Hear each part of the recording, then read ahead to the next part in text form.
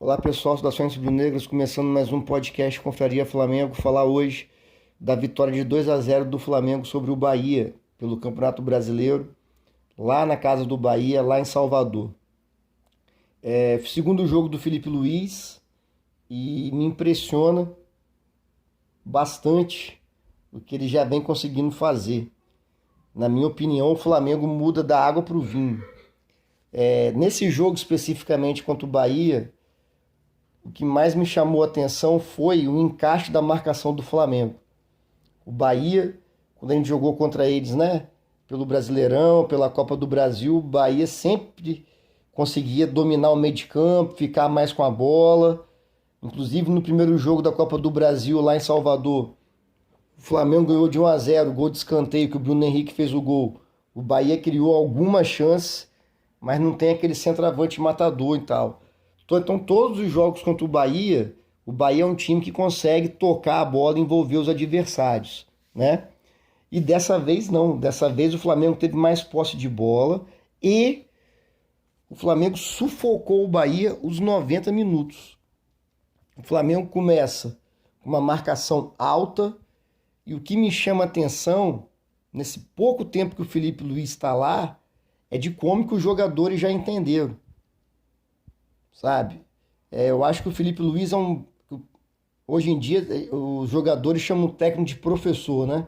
Então eu acho que o Felipe Luiz é um bom professor. O bom professor é aquele que consegue deixar claro para os alunos o que ele quer passar. Os alunos, né, no caso os jogadores, conseguem entender de forma rápida e fácil o que o Felipe Luiz quer.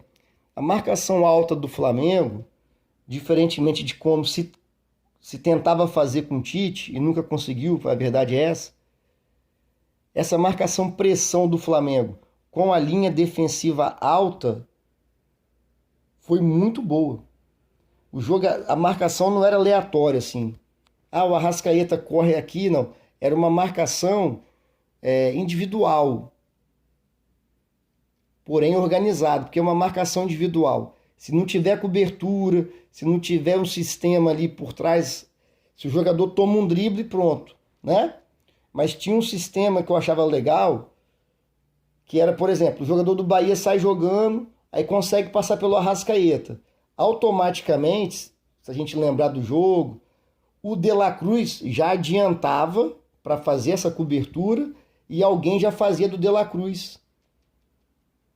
Porque o grande problema de você marcar pressão é se o adversário quebra a sua primeira linha de marcação.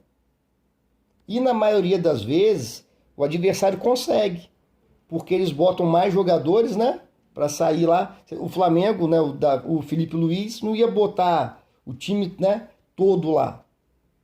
Saiu no caso Gabigol, Arrascaeta, numa primeira marcação ali nos dois zagueiros, o Gerson e o Bruno Henrique encostando nos laterais, que tentavam sair jogando do Bahia.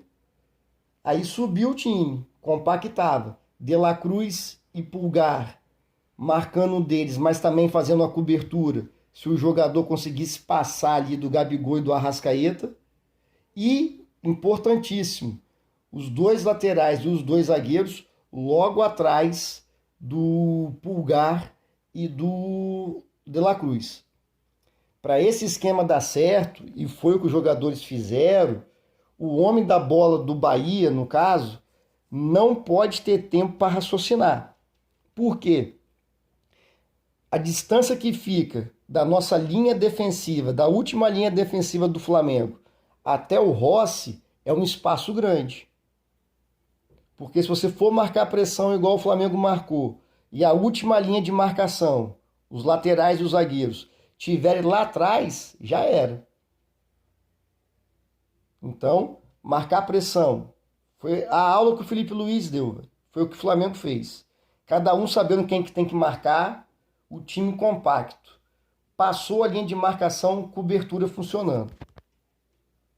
E o jogador adversário não pode ter tempo de dominar, olhar, esperar os companheiros, né, correrem nas costas da defesa do Flamengo para ter o lançamento.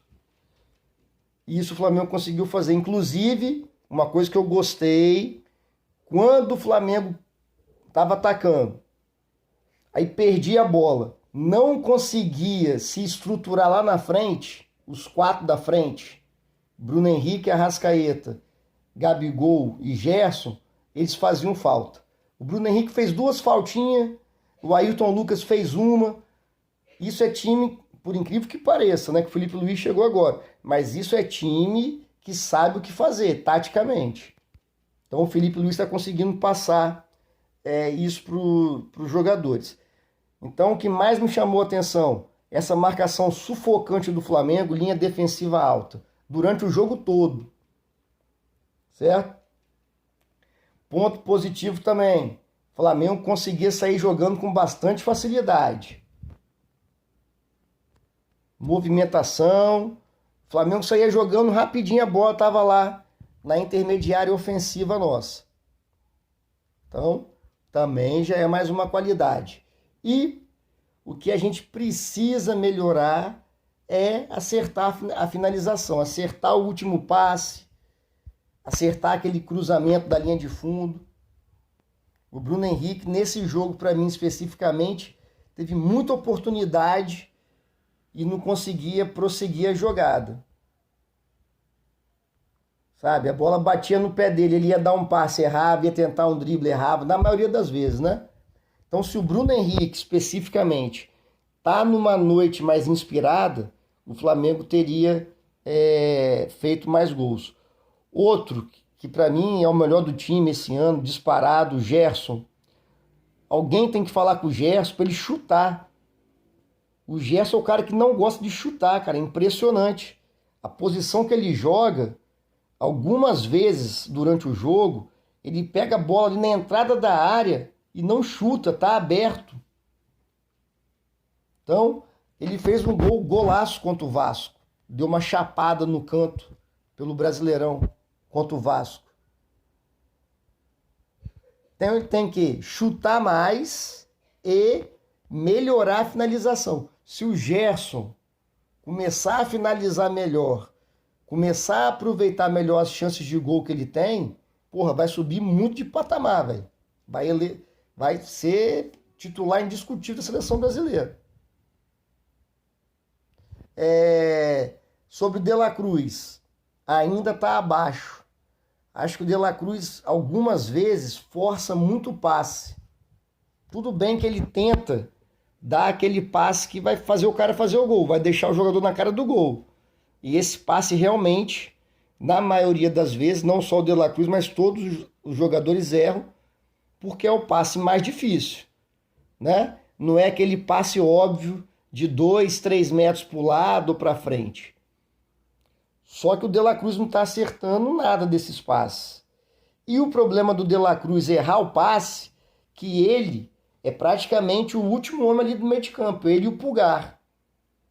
Então, contra o Bahia, outra coisa que eu gostei também é que o Pulgar está tendo mais liberdade para progredir. Não está só aquele volante parado.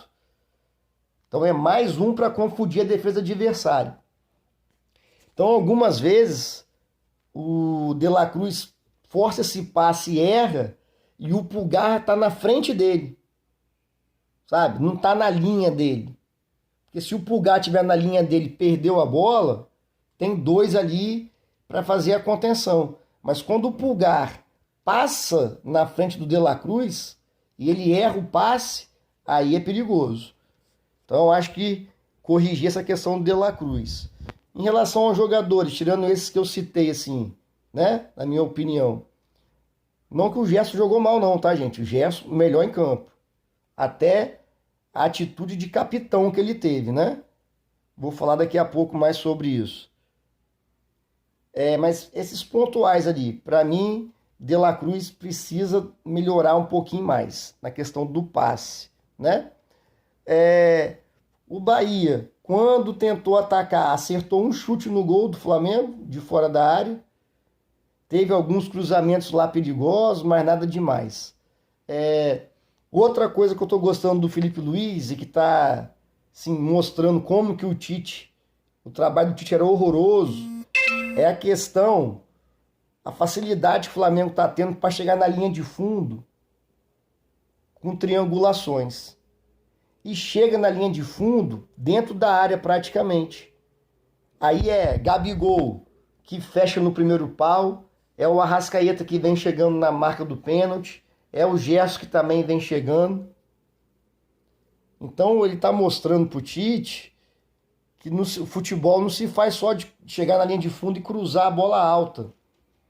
Que o Tite usou o Pedro como bengala, né? O Pedro desfalca, assim, importantíssimo. Se o Pedro tá jogando, acredito que a gente teria feito pelo menos um gol contra o Peñarol. Mas, né, o Pedro não tá, infelizmente. Mas, assim, o Flamengo contra o Bahia várias vezes chegou na linha de fundo. Nosso jogador bem, entendeu? Inclusive o gol sai assim. O gol, a Arrascaeta recebe, o Wesley faz a ultrapassagem nas costas da defesa, cruza para trás, Bruno Henrique chega chutando, o lateral do lado oposto fecha no segundo pau, gol do Ayrton Lucas. Em nenhum momento o time do Tite fez isso. E o que o Felipe Luiz está fazendo não é uma coisa fantástica, assim, sobrenatural, não. É o que a gente espera de um técnico bom, um técnico de nível para treinar o Flamengo, sabe? Então o Felipe Luiz está fazendo essa marcação-pressão que foi contra o Bahia e essa movimentação organizada, ofensiva, essa movimentação ofensiva planejada é o básico do futebol. Não está inventando a roda, nossa, que fantástico. Não. Mas só mostra e evidencia para mim duas coisas. Trabalho do Tite horroroso e que o Felipe Luiz, nesses 2 jogos apenas, mostra que pelo menos uma qualidade ele tem, que é conseguir fazer com que os jogadores entendam o que ele quer.